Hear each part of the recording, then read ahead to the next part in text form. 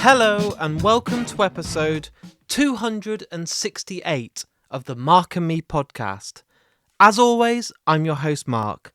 Now, for me, this episode is one of the biggest that I've done since I've started Mark and Me over 5 years ago. Anyone that knows me will know how much I love the band The Used.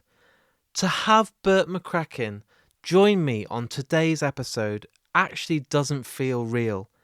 When I started Mark and Me, I made a list of bands I wanted on. Incubus, Deftones, Silverchair, Pearl Jam. But The Used were on that list of 10.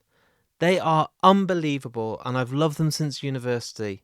I truly believe that Maybe Memories is one of the best opening tracks to any album ever. I also believe that Bert's vocals, his lyrics and everything about him is astonishing.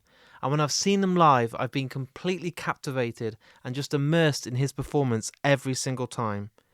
I can't believe that I'm saying this, but yes, on today's episode, I am joined by Bert from The Used.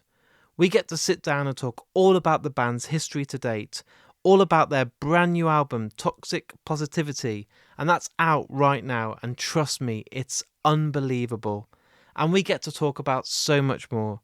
And that interview will be coming up in literally just a couple of minutes' time. But before we listen to that, let's quickly touch base and talk about my last episode.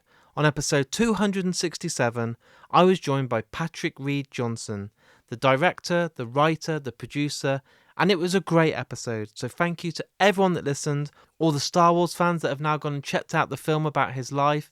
It's amazing. So thank you to everyone that tuned in. But today, I still can't believe I'm saying this, I am actually joined by Bert from The Used, someone I respect so much, and the interview truly has been worth the wait. It's so good. Now, just before I give you that interview, let's give a quick shout out to the sponsor of this podcast, Richer Sounds. Without those guys, this podcast couldn't exist. And if you're in the market for a new TV or a home cinema surround sound system or a Sonos or a record deck or whatever you want, go to richersounds.com because those guys really look after Mark and Me and they're the best out there. Now, all that's left to do is to get to one of my favourite interviews that I've done. So here it is. Here's me and Bert talking all things The Used.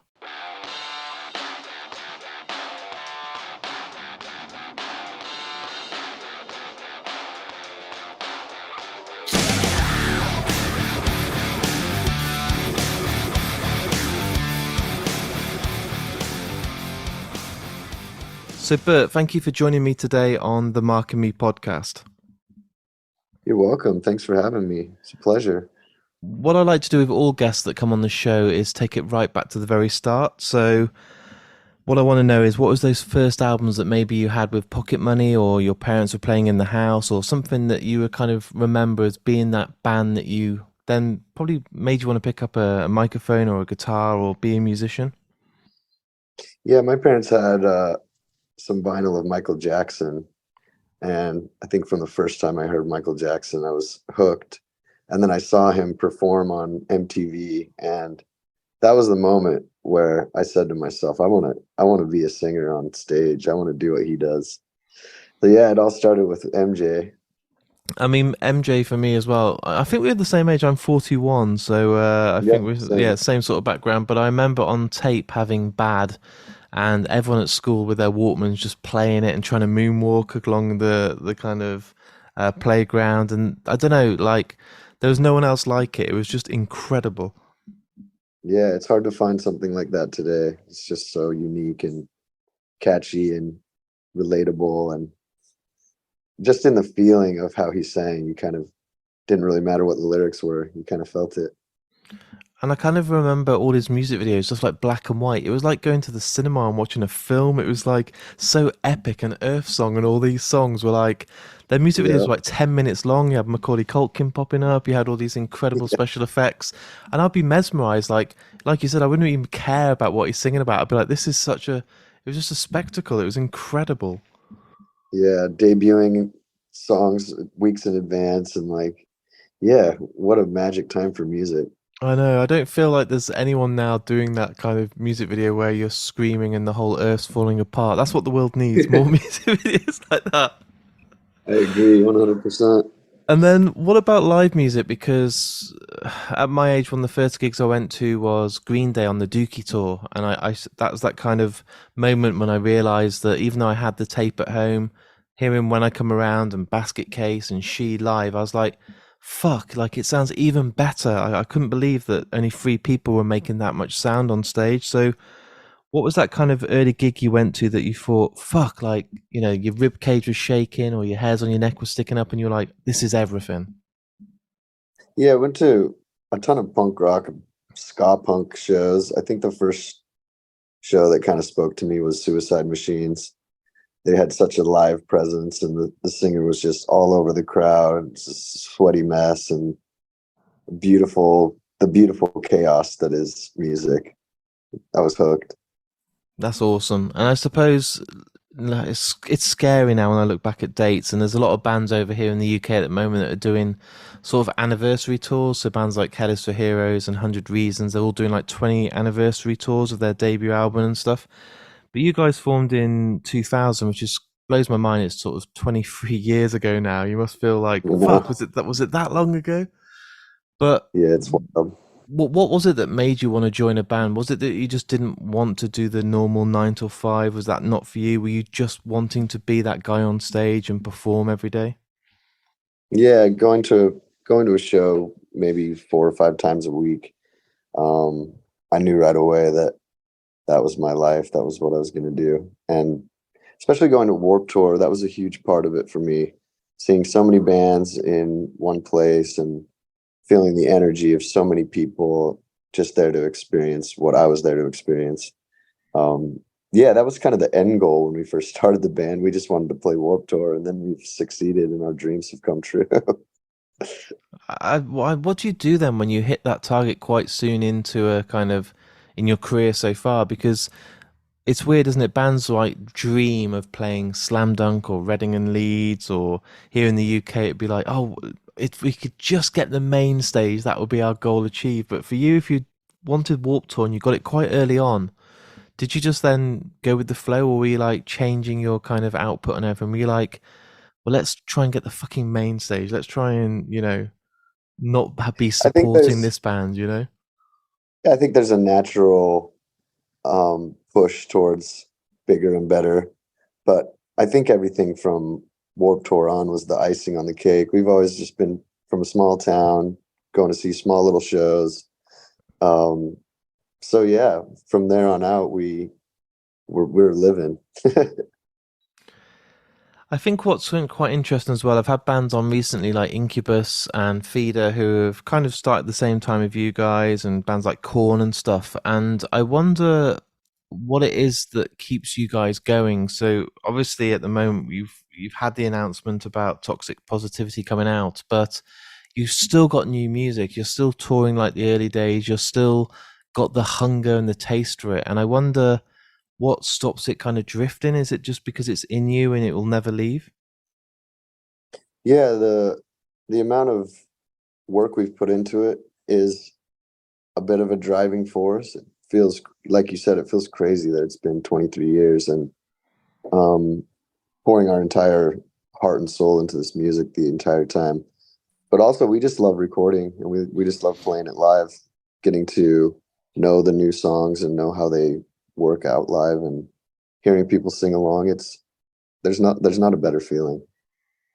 I had Dan from the band Bury Tomorrow on recently, and he's a big advocate for mental health. And one thing I really respect about you is that you don't hide it. You don't hide that you've had issues or you've had problems, or there's been demons along the way. And I know recently when you were scheduled to play Slam Dunk in the UK, you didn't just say something like, "Oh, we had problems with travel," or something that happened stopped us playing. You were very honest and put an open letter out there saying you had mental health issues and you needed to just take a step back to kind of address it. And do you think the world's changing in the way that men can now put their hand up and say they've got problems? You don't have to wear a mask all the time. I feel like if I tell my friends I'm having a bad day or I'm feeling depressed, it's not laughed at anymore. It's kind of like me too, and like thank fuck that you're saying this, because I've been wanting to tell people the same for a long time.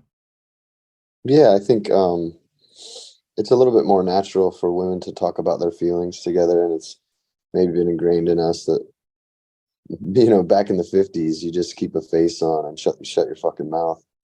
But yeah, it feels good nowadays to know that when you do open up and you are honest, that there's so many people out there that can relate to that. The world is full of depression and anxiety and other sorts of, like you said, demons. Um, that yeah, it's an amazing thing to come around full circle and have the ability to be honest and really open up. What is it that you do differently now to stop yourself going back into that kind of the dark road and walking down that path that can only cause destruction? What do you try to? Is there anything that you've changed about the way you think or the way you do things? Well, it takes a lot of perseverance, I think, that when you have a kind of a debilitating depression that kind of keeps you down, keeps you from talking to people, um, and keeps you from doing the things that you know you love to do. It's really easy for other people to say, just get up and do it. But for me, it takes a lot of deep breathing. I've just started this pretty incredible meditation. Um, and yeah, I think that every little bit, my family, my friends, playing music again, being able to write and record and put all of those emotions deep, deep into the songs, embedded in the songs.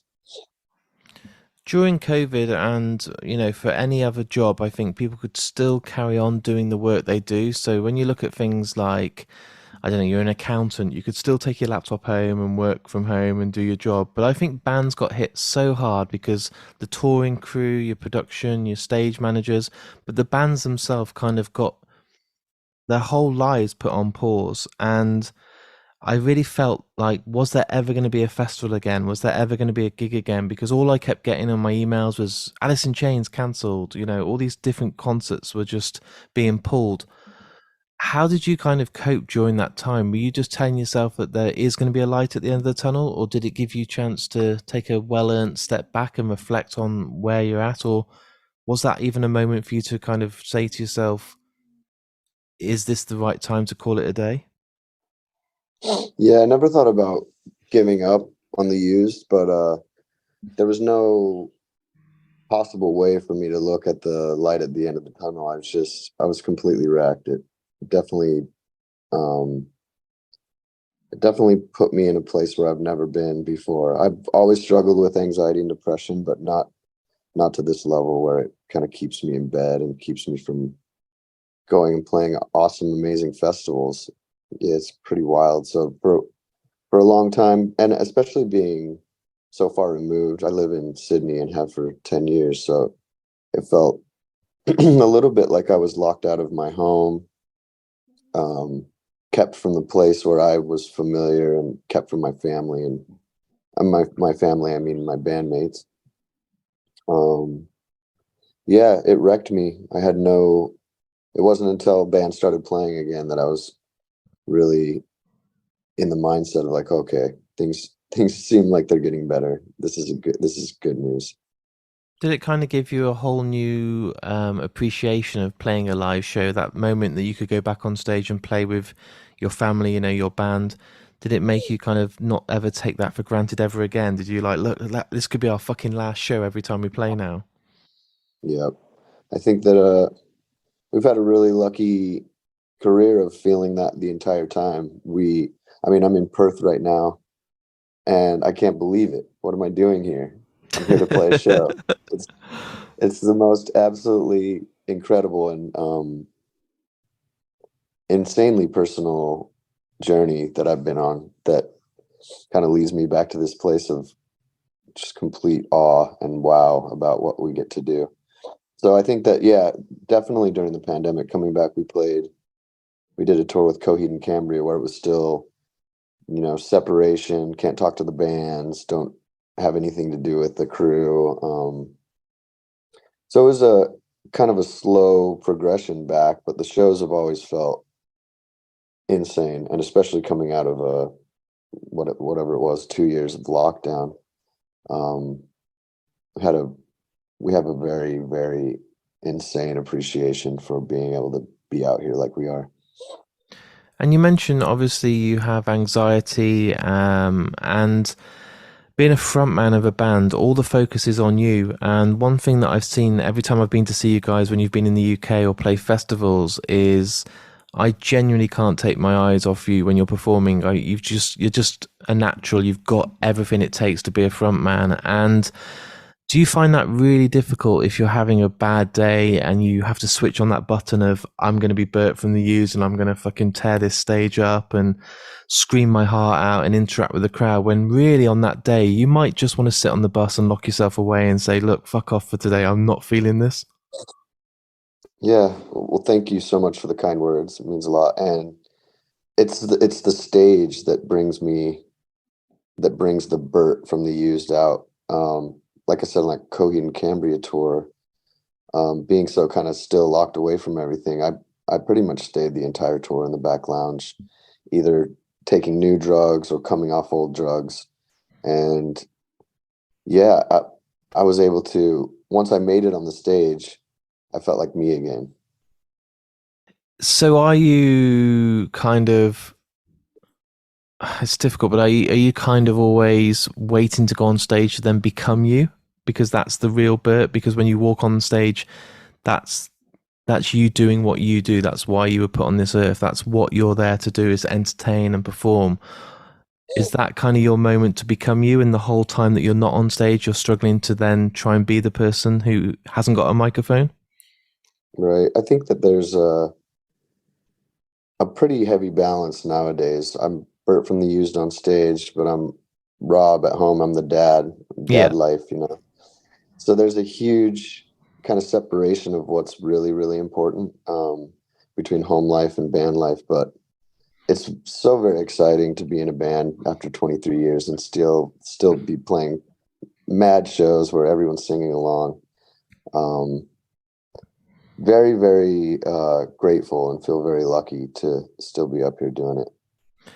And as we're putting this into out, you'll be only a few weeks away from the world getting to hear Toxic Positivity.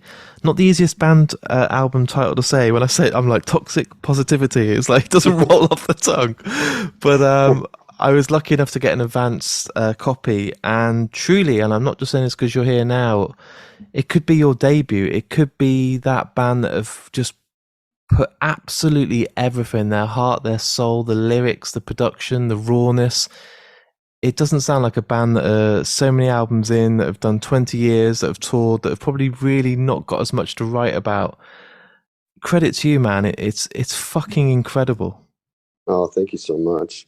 Yeah, I think it's partly to do with that dark place. I felt like the emotions from the first record and feeling stuck and feeling trapped and um, feeling like there's no hope to get out and be who I want to be. I think that a lot of that came full circle on this record.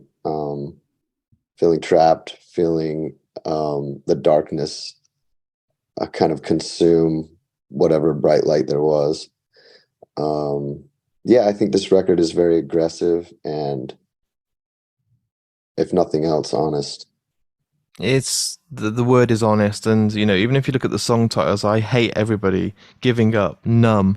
It's not like, oh, I wonder what this album's about. I wonder how he's feeling. It's like straight in your face. But do you kind of look at it as most people would write their thoughts down in counseling or talking to people, or even as a diary? That's their kind of way of getting it off out of their brain, stop kind of being that pain that never goes away. Do you feel that when you're writing your lyrics, that's you having a counseling session with yourself? Do you feel like it's you writing a diary entry to get those thoughts out, because otherwise they'll just eat away at you forever? Yeah, it's beyond therapeutic. It's beyond cathartic. It's everything. I'm very lucky to have that outlet. Um, Always starts with poetry. I'm always writing and hopefully using all that writing to put towards songs. But there's something magic about the process of putting words to music that is so powerful and so nostalgic. And I think one of the most powerful things on earth. It's almost like taste or smell. It can just transform everything. It can put you in a place where you remember. The thing I think that's really open and honest about the Used is, and I might be wrong, but I don't ever see you going on a big hiatus again or taking loads of time off. It feels like you guys are so grateful for this opportunity that you've got, especially you. When I talk to you, I can see that you're so, it's not lucky because you've worked your ass off, but you've been given an opportunity that everyone would kill for. Anyone in a band would love to play the shows that you get to play, to get to go around the world. And I can't see you ever throwing the white towel in. I feel like you've got still another 20 years to go. I mean, when you're in your 60s, it might be like the Rolling Stones, and you might just not quite, be sick on stage or be heavy.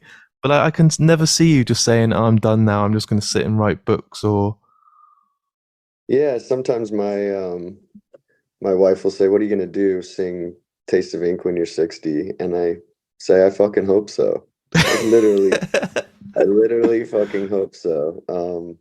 Yeah, we have no need to take a break, to be on hiatus, to go away for 15 years and then come back swinging. We love to write music. We're ready to go back in the studio right now and write another one. So yeah, it's great. I can't believe that before this album's even hit the shelves, you're already wanting to go back in and just completely start writing again. There's something magic about working with John Feldman, and like you said, the therapy that comes with writing a piece of music and putting words to it. Yeah, it's like nothing else. Do you kind of find that, and you've mentioned it a little bit today on the interview, but you need a better work-life balance, and being a family man, having a wife, do you feel that you've had to make a few changes that give your time to the people that deserve it, instead of kind of probably outstretching yourself to try and please everybody? Because sometimes in life you've got 100 people around you and you want to be the yes man and not say no to people, but sometimes you just need to say, look, fuck this is too much, I'm going to strip it all back and only kind of give my time to the people that matter. Yeah, it's a crazy flip the switch when I come home. I think that being out on tour and being on stage, it's unavoidable that you feel a little bit of ego and a little bit of pride is almost the word. Yeah, when I go home, I got to remember that I'm a dad like anyone else, and these kids should be the number one most important thing in your life. And being around them, it's not hard to be in that place.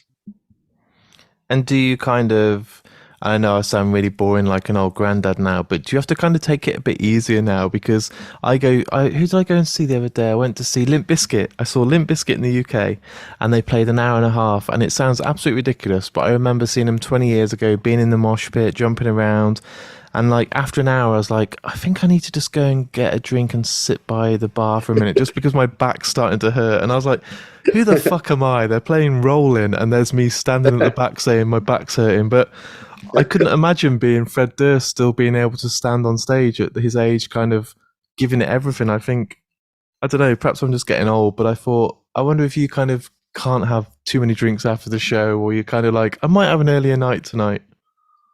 Yeah, there's a lot that's changed over the years. I know that if I'm screaming my ass off one night, I probably won't be able to talk or sing the next night.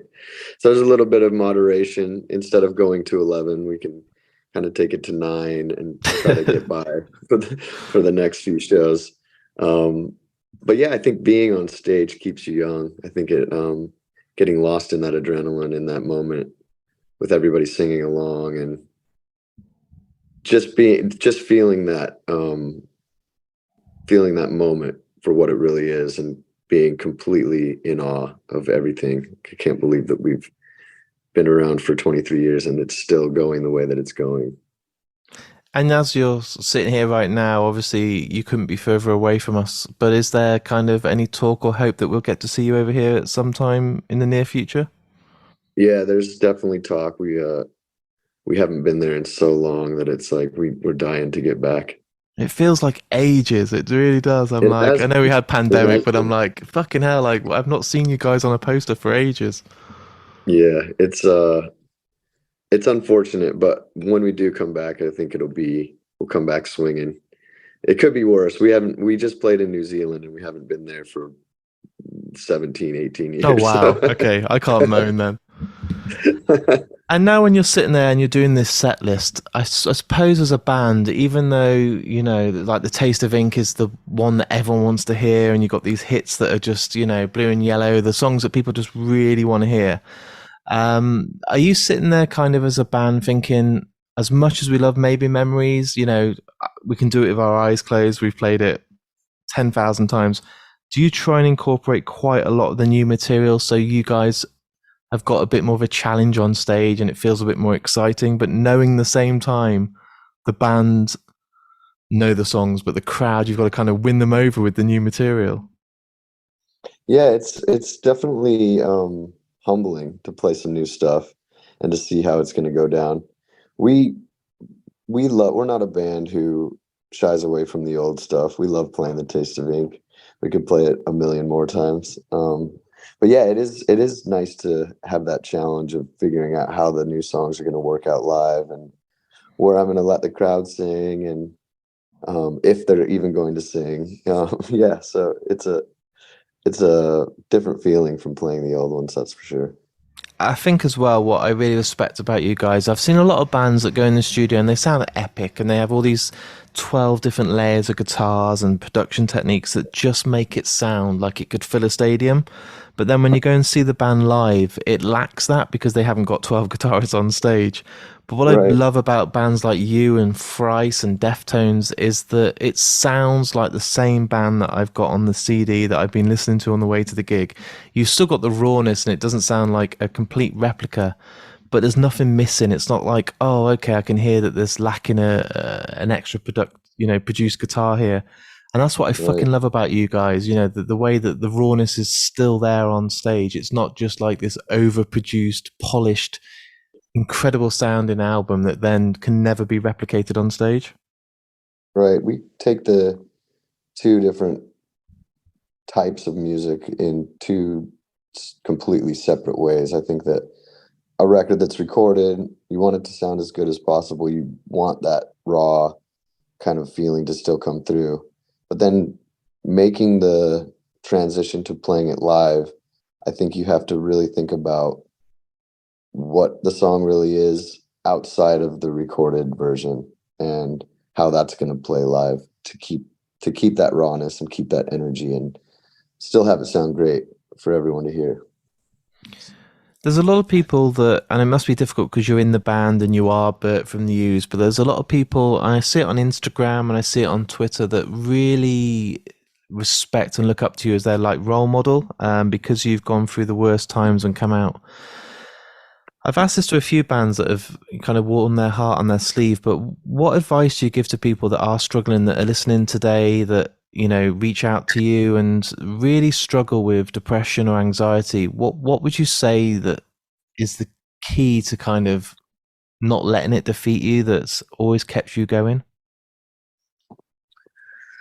Oh, that's a really tough question. I think a really important part of coming to grips with anxiety and depression, we were talking to a good friend of mine, Emma, about this before, is allowing yourself that space to not feel guilty about the situation you're in. Because I think that the guilt on top of the anxiety and depression can just be a lethal combo. So I would tell people to go easy and don't feel so guilty about where you're at. You're in a place where literally hundreds of millions of people understand where you're at, and whether or not the people close to you understand or not, you're not alone.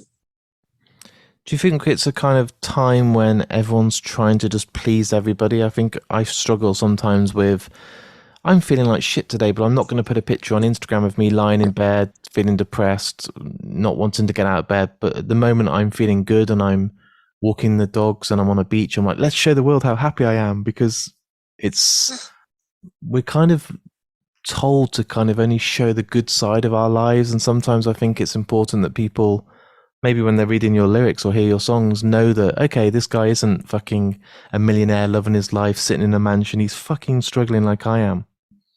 Yeah, I think that, well, fortunately I don't have any social media, so I'm not in the same place, but I do understand it. And I think that's what's so perfect about songs is you don't have to put your best, shiny, beautiful face forward, all filtered and horrifically changed for other people's pleasure, or what you would imagine other people's pleasure. Everyone's just so worried about how they look and how they come off that it's kind of pointless. But yeah, I think that we've been trained to be people pleasers nowadays in a way that kind of hasn't ever happened before.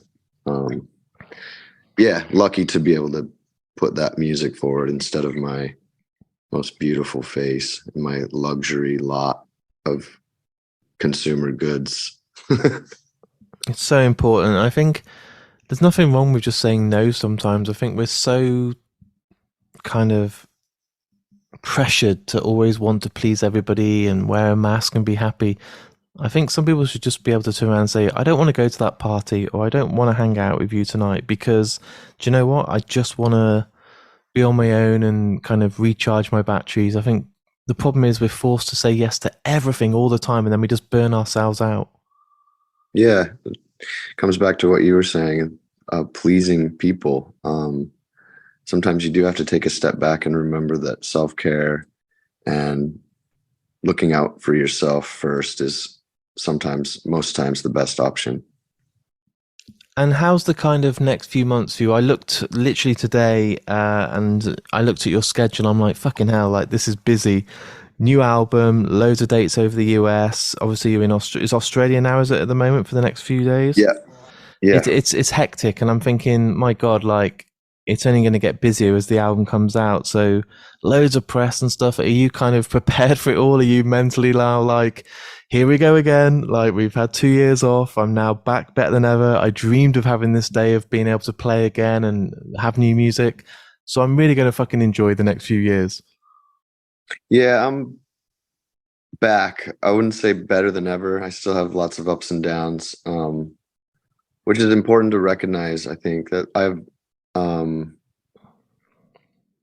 have strong feelings about understanding where you feel you're at, your body, your mind.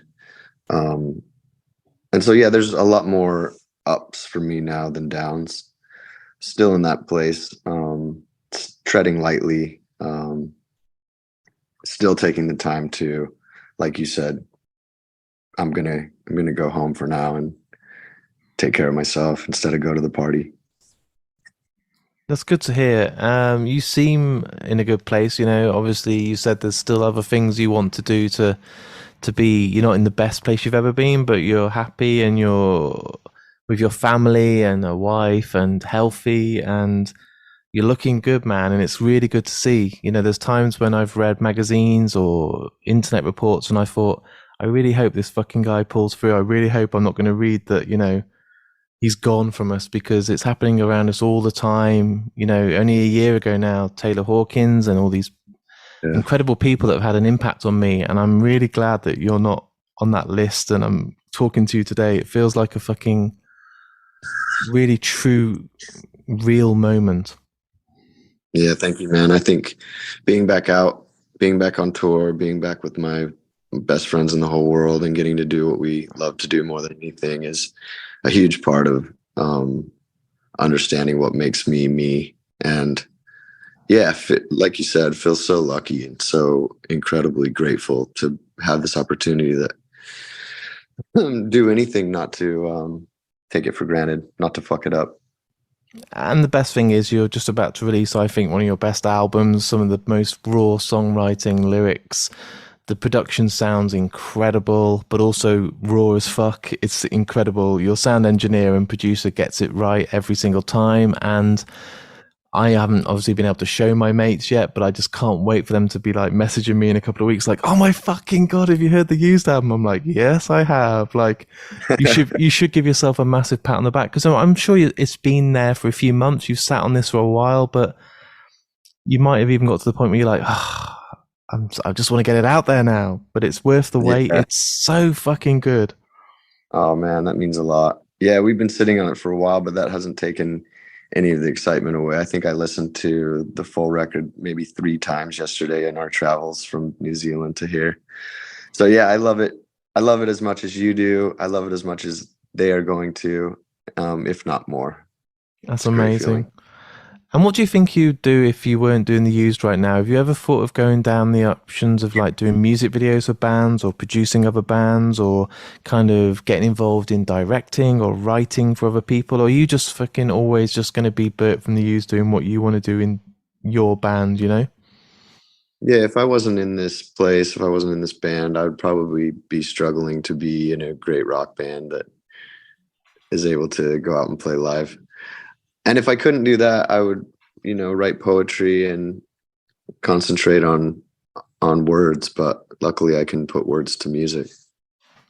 One of my favorite books that I own in my collection is the lyrics of Billy Corgan from Smashing Pumpkins. The fact that he can do poetry as well, and he's one of the best lyricists around. Like, his songs just fucking cut me deep, like Jeff Buckley. I'm like, wow. I think one day you should have a nice little poetry book that's got your name on it. If it happens, I want 10% because I'm suggesting this right now. But I would love to write some fiction. But I'm the type of reader who feels like I need to read every great book in the world before I can even begin. So we'll see. But yeah, poetry. You've got it, man. I want that poetry book by you. You're a fucking genius at writing, and that shouldn't just be on the inside of a CD, which people don't even buy anymore. You don't sit there with the CD cover anymore and read page by page and see the lyrics. You have to look on Spotify. But give us that book, man. We need it. I would love to. Well, there's more than 23 years of poetry. If I pulled some, I just don't want to take the I don't want to, like you said, I don't want to take the piss quite yet. My final question for you, and I ask this on every single podcast to every guest that's been on, it doesn't matter who they are, but I put you on the spot and I ask you to pick the very final piece of music that's played. So after today's episode is all edited and the world's ready to listen to it, you get to choose the final song. It can be any song by any band or any piece of music. Most people don't pick their own band because that's just too arrogant, isn't it, to have the Used play after the Used interview. But if there's a song that means hell of a lot to you, and when I ask the question, what was that song that came to your head and your heart and your soul above any other song, that's the outro song today on this podcast? Well, I'm going to take the piece of shit arrogant path and and just a whole new album.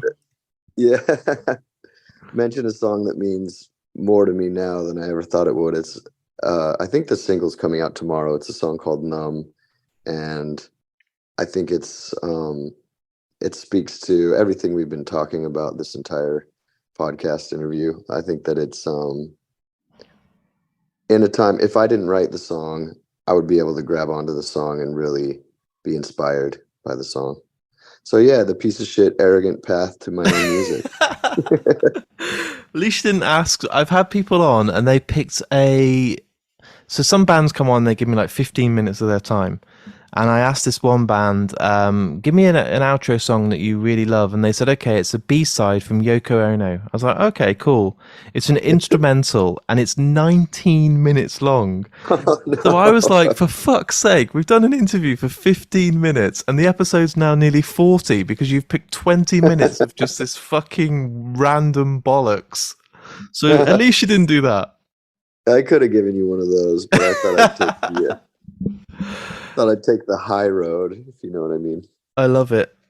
Genuinely, I'm so grateful. Emma will vouch for this. I'm a massive fan of the Used, and to not sound like a fanboy, I have a list of bands that I've always wanted to get on the podcast, and sometimes you just can't achieve these things or things don't happen. But to have you on and now kind of see my list being ticked off and to have that on Spotify and kind of a little staple in my life of like the Used have been on and I've got to talk to Bert genuinely means the world to me. So I hope you realize and just know how much I appreciate your time today. And it's genuinely a pleasure to actually have you on. Well, that's awesome, man. Appreciate you. And I feel lucky to be a part of your ginormous lists of giants that you've had on your podcast. So thank you very much. Awesome. I hope the rest of the tour goes well. I hope that in the very near future, I get a text off Emma saying the Used are playing, there's a whole UK tour. And I really can't wait for everyone to hear this new album because, well, I'm going to rub it in now and be arrogant, but I'm going to go and spend the rest of the day listening to it because I've got it and people out there haven't. And I'll now listen to Numb and hear it in a whole different light. So thanks so much, dude. And I wish you all the luck with the rest of Press Ahead. Thanks a lot. Appreciate your time. Is it worth it? Can you even hear me? Starting with your spotlight on me. Not enough to feed the hungry. I'm tired and I felt it for a while now. This sea of lonely. The taste of ink is getting old. It's 4 o'clock in the fucking morning. Each day gets more and more like the last day. Still I can see coming. So there it is, and I will never get bored of saying this. There's my interview with me and Bert McCracken from the incredible band The Used. Someone that I've really wanted on this podcast and still can't believe it's actually happened. I want to give a big shout out to Emma for making this happen, and as always, I am so in debt with you for these amazing guests that you gave me, but I am so grateful and I really appreciate it, and honestly, I owe you for the rest of my life.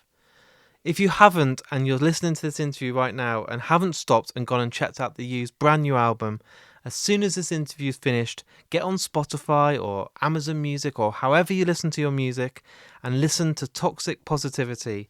Truly, it's one of the Used best albums. I absolutely love it and it will blow your mind. And as you just heard, the closing track today comes from that as well, which will give you a great taste and flavour of what to expect from this brand new album. If you've enjoyed today's episode, and I say this every time because it's crucial to Mark and me growing a bigger fan base, please share it.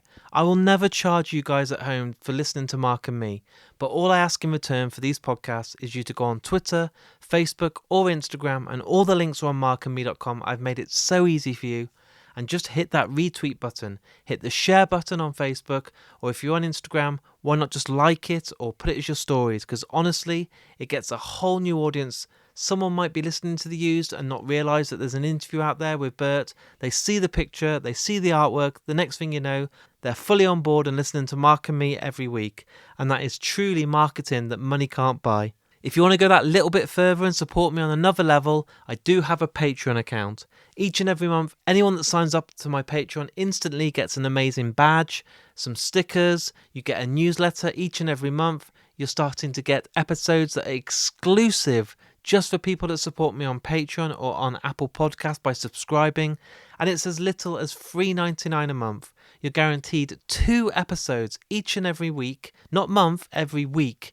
You get exclusive access, you get loads of stuff, you get exclusive competitions, and this helps me keep the podcast going. I don't pay myself for this podcast. What I do with the money that comes in is travel the country, going to festivals, going to gigs, and interviewing as many people as I can to give you guys at home even more content. So please, if you can afford just £3 or £4 a month, the link's on markandme.com, and it really, really helps Mark and me.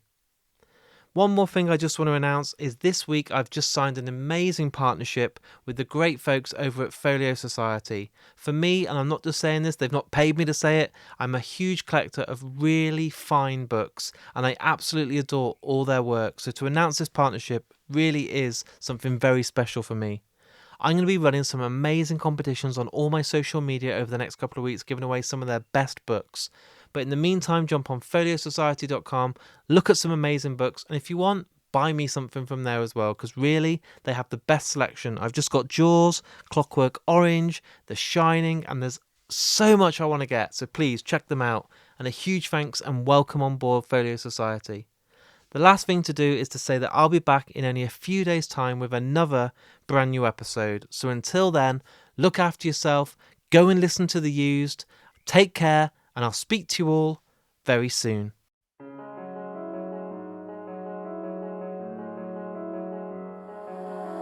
Wake up and I'm underground. I can't see no sign of life around. I can't seem to find a pulse. The reality is I'm a ghost. Me and my head are enemies. I'm tired of fighting everything. Lately I found it tough to get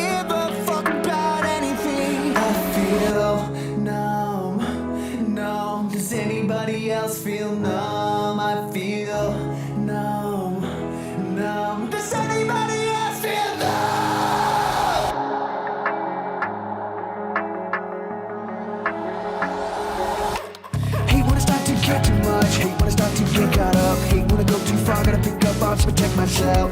I'm better off in silent mode, sick from the outside overload. Can't really shut it off, got all these thoughts making me unwell.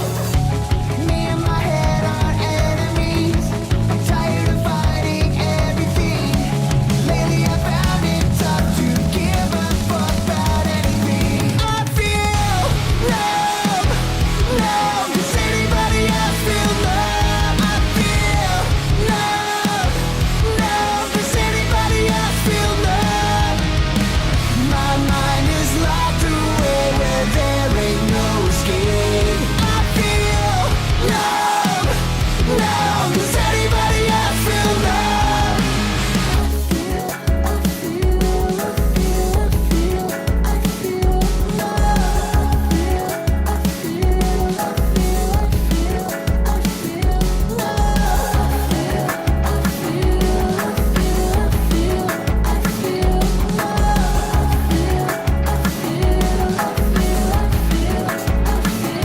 I feel numb, numb. Does anybody else feel numb?